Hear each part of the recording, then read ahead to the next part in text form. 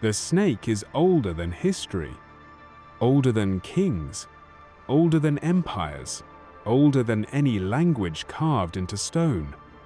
Before temples rose, before gods were given names, before stories were written down, there was the serpent.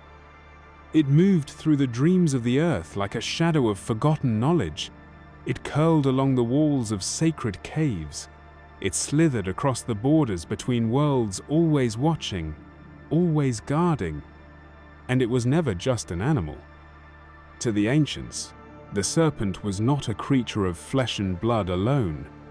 It was a symbol, a force, a living code that held the deepest secrets of life, death, and transformation. Across every continent, every ancient civilization whispered its name. In Egypt, the serpent was a symbol of royal power, the uraeus, the sacred cobra that rose from the forehead of the pharaoh. It was placed on the crown not for decoration, but for protection and spiritual authority. The serpent represented divine wisdom, the awakened force within the king that connected him to the gods. It was a guardian burning with unseen fire, ready to strike down the enemies of truth. But Egypt was only one voice in a global chorus. In India, the serpent was woven into the very fabric of spiritual practice. Coiled around the neck of Shiva, the cosmic destroyer and creator, the serpent was a reminder of inner mastery over primal energy. In the teachings of Tantra and Yoga, the Kundalini, the coiled serpent energy at the base of the spine, was the most sacred force of all, sleeping within every human being, waiting to rise, waiting to awaken. In Mesoamerica, the ancient Mayans and Aztecs worshipped Quetzalcoatl, the feathered serpent, a god of wisdom, of the stars, of rebirth, part serpent, part bird, part celestial force. He came from the heavens and taught humanity the mysteries of the universe. In Greece, the serpent appeared again wrapped around the staff of Asclepius, the god of healing. Even today, this ancient symbol survives in the modern world as the emblem of medicine. But few remember why. The serpent was the symbol of renewal of life returning from death because it sheds its skin. It dies and is reborn. It leaves behind the old self and becomes something new. Everywhere the serpent appeared, it carried the same message.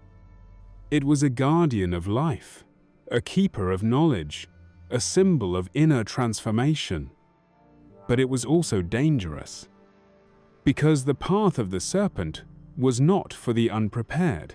It guarded thresholds, entrances to temples, doorways to other worlds, caves where the mysteries of existence slept in silence. The serpent was the guide for those brave enough to descend into darkness, to confront their shadow, to shed their illusions, and to emerge transformed. It was never a creature of evil. It was a creature of truth, a mirror of power, neutral, neither good nor bad, reflecting only the consciousness of the one who approached it. And that is why it was worshipped. Because to the ancient mind, the greatest power was not control over the outer world, but mastery over the inner world. And the serpent was the key to life, the key to death, the key to rebirth. The silent guide coiled at the center of the world, waiting for those who dared to follow its path.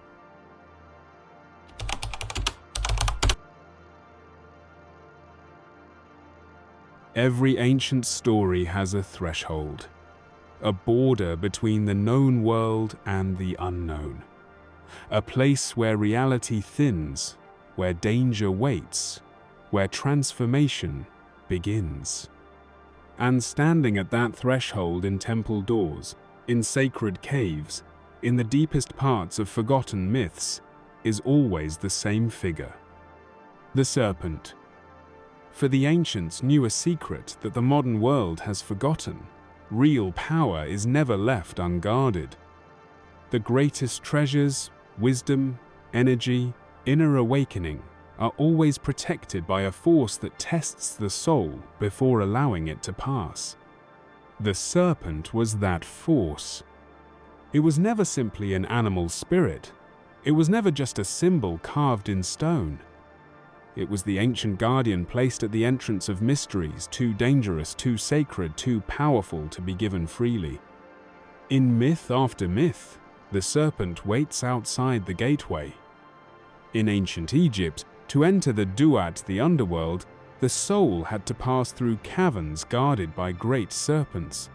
These were not monsters of punishment, they were guardians of initiation.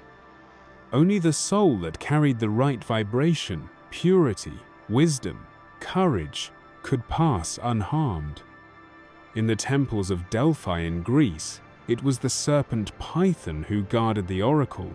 It was only after overcoming this guardian that Apollo could claim the sacred space of prophecy. But the serpent was never truly defeated. Its energy remained, coiled beneath the earth, forever part of the oracle's power. In Mesoamerican legends, the feathered serpent was said to lead initiates through the cosmic levels from the earthly plane into the higher realms of consciousness. In Norse mythology, the world serpent, Jörmungandr, encircled the earth, a symbol of the boundary between worlds, the final guardian of the cosmic ocean. Why? Because the serpent is the perfect symbol of energy itself. It sleeps in silence, it coils in stillness. But when awakened, it moves with impossible speed, force, and precision. Just like the energy of the earth, just like the energy within us. The ancients saw the serpent as the living force that protected the gateway to inner transformation. To approach the serpent unprepared was death not of the body, but of illusion. The unworthy seeker, driven by greed, arrogance, or fear, would be turned away, cast back into the ordinary world. But for the true initiate, humble, courageous, disciplined, the serpent would part like a veil. It was said that those who passed the guardian serpent were never the same. They returned with knowledge beyond words, power beyond matter, wisdom carved into their very soul. Because the serpent did not guard gold, it did not guard treasure, it guarded the highest force of all transformation. The death of the false self, the rebirth of the awakened being, the crossing of the threshold into the eternal. This is why the serpent coils at every gate of power, not to keep humanity away, but to test us, to see who among us is ready to walk the ancient path, the Serpent Path.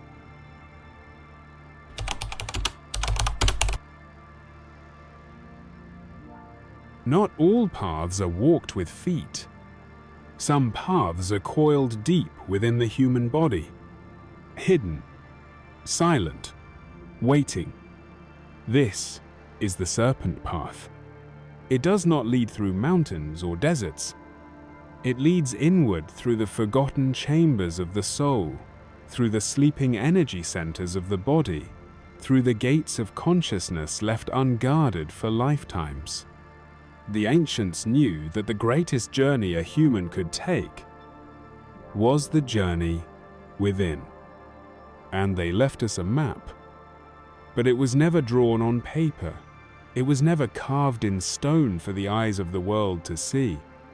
It was encoded in symbols, in spirals, in snakes, in temples that rose like spines from the earth, in stories that spoke of a serpent sleeping at the base of the tree of life. In the East, they called this energy Kundalini, the coiled serpent resting at the base of the spine. It was not a metaphor. It was a reality for those who knew how to awaken it.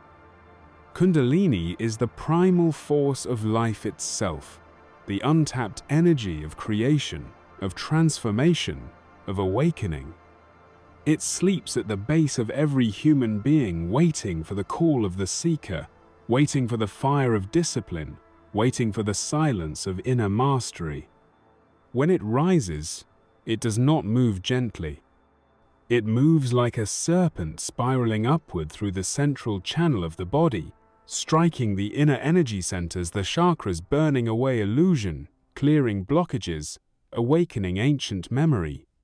This is why the serpent was always feared and worshipped, because it holds the key to both destruction and rebirth. It destroys what is false. It burns away the lower self. It sheds the skin of the ego, and in its place it leaves something new. An awakened being, a soul alive in ways the world cannot explain. But the Serpent Path is not for those who seek power without responsibility. The rise of this energy must be guided, balanced, prepared for through practice, purification, intention. This is why the ancient temples trained initiates for years before they were allowed to walk the Serpent Path. In Egypt, this energy was symbolized by the uraeus, the cobra rising from the forehead, the final proof that the inner fire had been awakened and mastered. In India, the yogis sat in stillness for years, preparing the body and mind to receive the force of Kundalini, without fear, without resistance. In the ancient world, the Serpent Path was not a mystery of belief. It was a science of energy, and it remains within us even now. Every human being carries this ancient force. Every spine is a hidden temple. Every body is a sleeping serpent. Every soul is a doorway waiting to be crossed. The question is not whether the Serpent Path exists. It is whether you are ready to walk it. Because the path is always there, silent, waiting, coiled within. And once awakened, there is no turning back.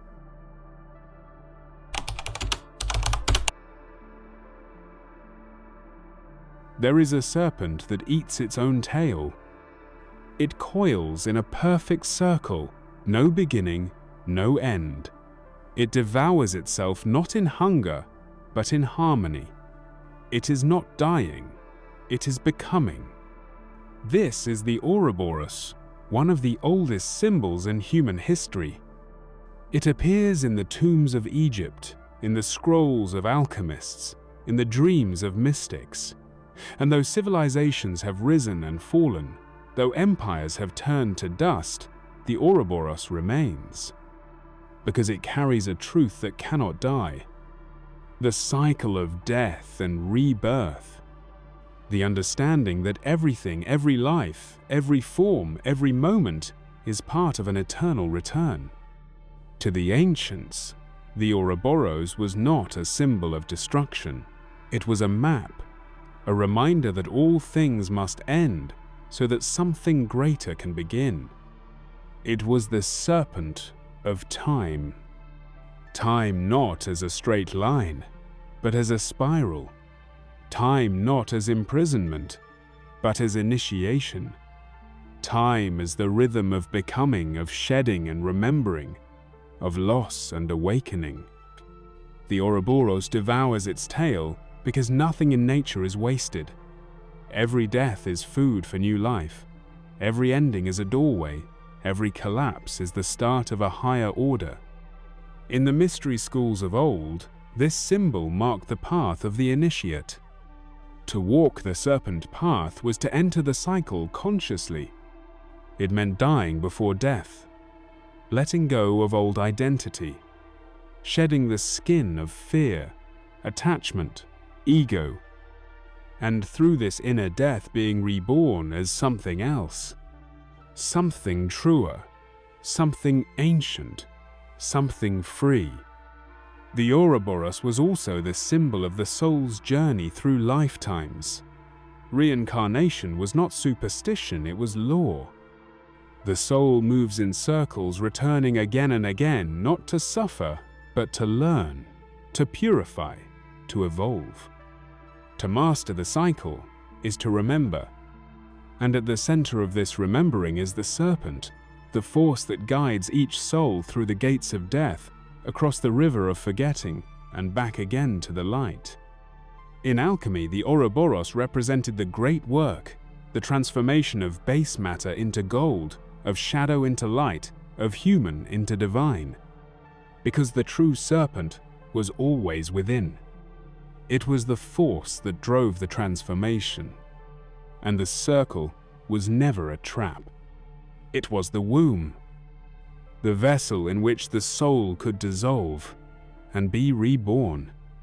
So when you see the serpent eating its tail, do not recoil. It is not the end. It is the beginning, the turning of the wheel, the breath between lifetimes, the silence before the new self rises. The Ouroboros waits in every moment of your life, in every transition, every fall, every rebirth. It is the code of existence. And to see it clearly is to step beyond fear. Because when you understand the cycle, you are no longer bound by it. You become the one who rides the serpent, not as prey, not as prisoner, but as master of the mystery.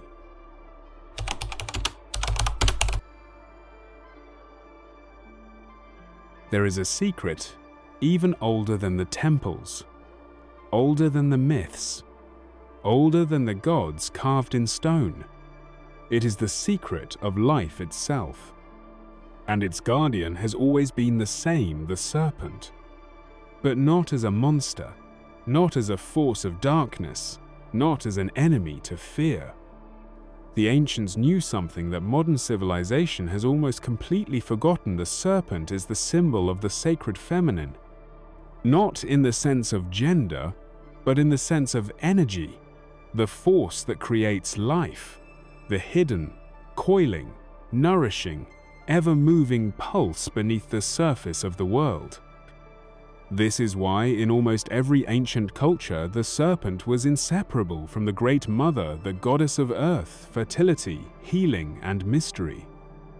In ancient Mesopotamia, the goddess Ningishida, whose name means Lord of the Good Tree, was accompanied by serpents, protectors of the world tree and its roots that connected heaven, earth, and the underworld.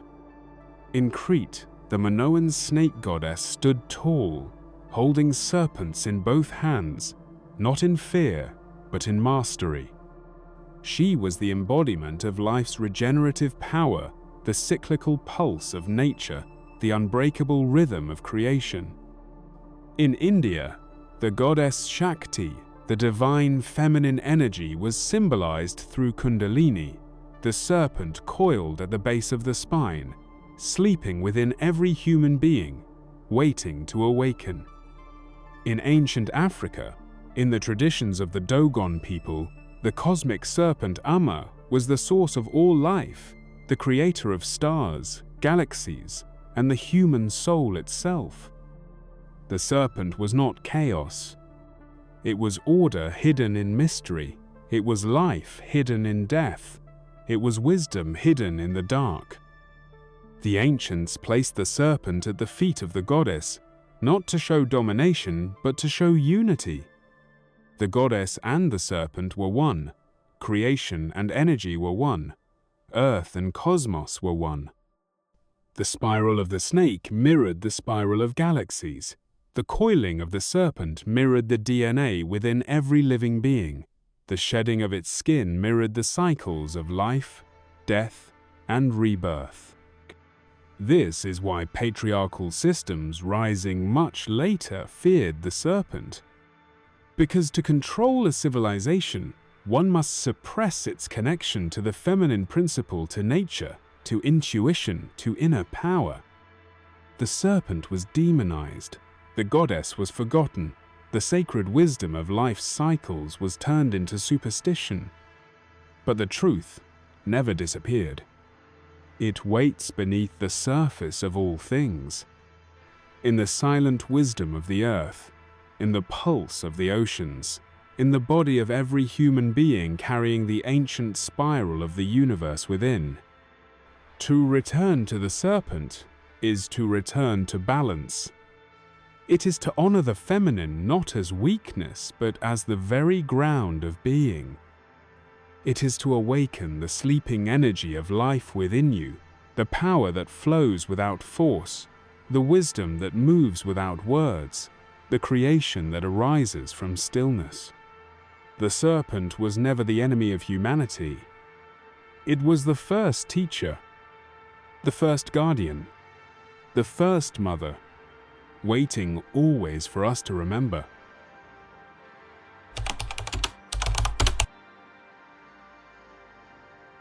There is a pattern that repeats in history. Whenever true power is hidden within a symbol, that symbol is attacked. Whenever knowledge can awaken humanity, that knowledge is buried. And no symbol in all of human history has suffered a greater distortion than the serpent. The ancients knew it as sacred. They carved it into the walls of temples. They placed it at the entrance to the mystery schools. They saw it coiled within the human body and the body of the earth. But something changed. As empires rose, built not on wisdom but on control, the serpent became dangerous. Not because it was evil, but because it was true. The serpent represented something terrifying to systems of power. It represented inner sovereignty. It represented self-mastery. It represented energy that could not be owned, taxed, or controlled. And so the story was rewritten.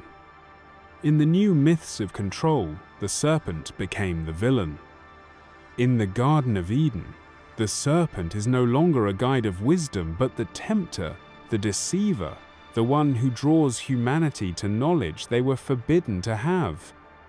But ask yourself, why was knowledge forbidden? Why would a true God fear humanity's awakening? Because this was never about sin. It was about suppression. It was about cutting humanity off from its own divine potential.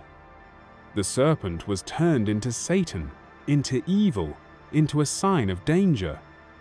Not because it was a threat to life, but because it was a threat to false power. To control people externally, you must sever them from their internal source of energy. Destroy the symbol of the serpent, and you disconnect humanity from its link to nature, to the body, to the cycles of life, to inner awakening. This was no accident. This was a strategy repeated across the world. Sacred serpentine goddesses were erased. Wisdom traditions working with energy in nature were called witchcraft. The Kundalini, the coiled serpent energy, was forgotten or ridiculed. And a culture of fear was born. Fear of the body, fear of sexuality, fear of nature, fear of transformation. But what is feared most is often what holds the greatest power.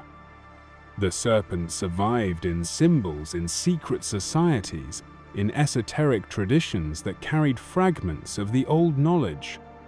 It appeared in alchemy as the Ouroboros. It appeared in healing as the staff of Asclepius. It appeared in sacred geometry as the spiral. Waiting, because the truth cannot be destroyed. It can only be hidden. And now the world is changing again. Humanity stands once more at the threshold. The serpent rises not in temples of stone, but within the soul of every being who dares to remember. And with it rises the forgotten truth. You were never meant to fear the serpent. You were meant to become it, to move like it in silence and power, to shed your old self, to awaken your inner energy, to return to the cycle of life not as a prisoner, but as a master, because the greatest lie ever told was that the serpent was your enemy, when all along it was your guide.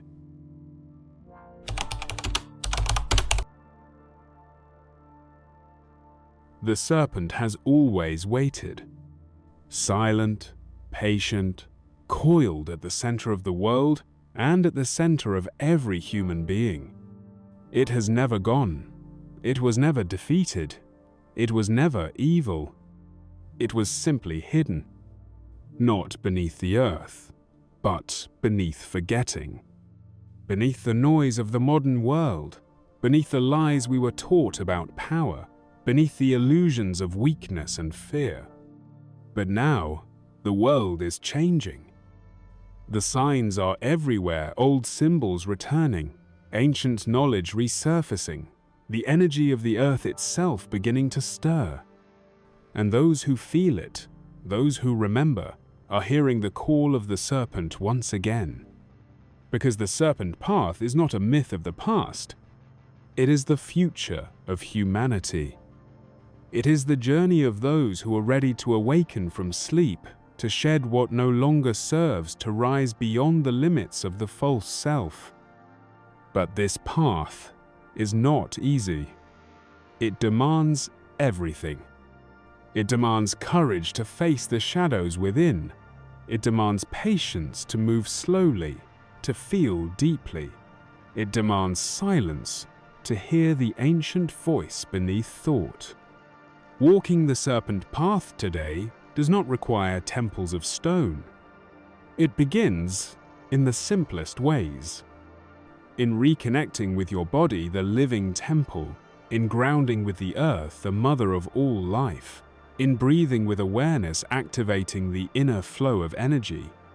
It begins in listening to dreams, in following synchronicities, in honoring the cycles of nature, birth, death, rebirth. The practices are old but eternal.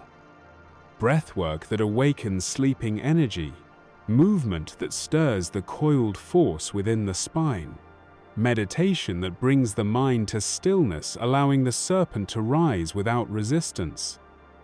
You do not force the serpent to awaken. You prepare the space and allow it to rise when you are ready. And when it does, life is never the same. Colors change. Time flows differently. Energy moves through you like ancient rivers returning to their source.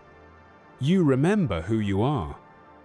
Not a lost soul, not a prisoner of a dying world, but a living bridge between earth and stars, a carrier of forgotten wisdom, a guardian of the sacred energy of life. This is the Serpent Path. Not a path of control, not a path of fear, not a path of domination, but a path of harmony, a path of mastery, a path of return. Because the world is awakening. The sleeping forces of the earth are stirring, the ancient energies are rising. And the question is no longer whether the Serpent Path exists. The question is simple. Are you ready to walk it? To shed who you were? To awaken who you truly are? To return to the forgotten current of life that has always waited within you? The serpent is not behind you. It is not beneath you.